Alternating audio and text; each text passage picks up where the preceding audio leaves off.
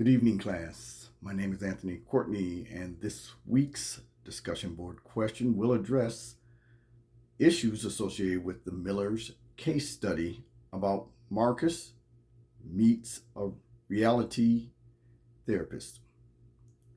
The visit happens because of a friend of Marcus's, Angela, who has concerns because he has been exhibiting depressive behavior. He had been exhibiting this behavior because his friend or partner, Rob, left to go on a business trip about a month ago. During the visit with Dr.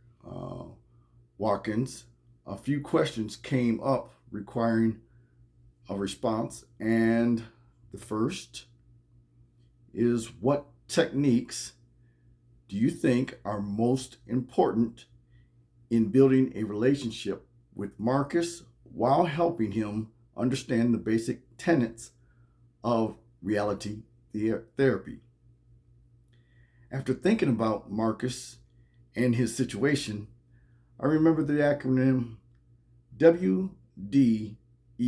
The W stands for wants, the D stands for direction, the E stands for evaluating, and the P for plan.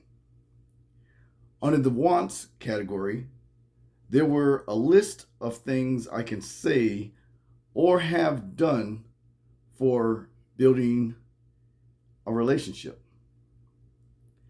Before the therapist can determine what might be the best places to start with this list, understand the client will help decide where they want to or want the relationship to go, and then coupled with a consent form, the counselor will have a place to start. Assuming things went well, I would choose a few like use attending and reflective listening skills, basically paraphrasing and watching for verbal cues, doing the unexpected.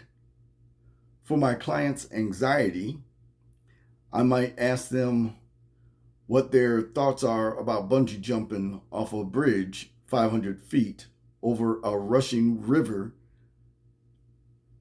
And lastly, of course, not exhaustive, establish boundaries, letting the client know what the rules are for counseling, for a counseling relationship up front, such as through an informed consent form. This is likely to at least get it started. The second question is, if you were going to continue as Marcus's reality therapist, how might you use the WDEP system to support him in exploring and creating a plan to strengthen his relationships? As I continue to examine the different options to answer this, I can name one type of plan, and it is called a paradoxal plan. This is a way to work on a problem indirectly. They are generally counselor initiated. Marcus was accustomed to having people do things for him, and this caused him anxiety when the closest person, his partner Rob, left him. Again, that was to go on a business trip, and he's been gone for about a month. So, of course, if the closest person to you is supposed to do all these things for you and then they're not there, then yes, that can have a little void. As a counselor, I would recommend that he volunteer 2 hours a week for the next couple weeks and then write down how it felt to help others during our subsequent sessions. Additionally, what multicultural issues does Marcus counselor need to attend? I thought about this, and I thought Dr. Watkins served his job very professional, and the differences that might have been between them did not interfere with the professional relationship being built.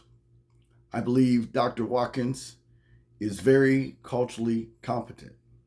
No action was needed. Lastly, if you were applying rational emotive behavioral therapy with Marcus instead of reality therapy, what two major differences in the delivery of counseling? One, and I had to think about this because this was tricky because Marcus was disturbed. When people are in depressive modes and have anxiety, you actually have to handle them with kid gloves, or at least so I thought. One of the difference is to use the demonstrating unconditional acceptance. And I was like, what is that? Well, of course, after doing some reading, essentially, I would let Marcus know that we all have issues, and those issues can lead to toxic behavior. But in spite of them, I'm here for Marcus with the hopes. And this is what I would hope, with the hopes and beliefs that he will open up to me and facilitate an environment for healing. The second and last thing I will mention is that I would be active and directive. I thought this was an interesting point. The purpose is to get Marcus to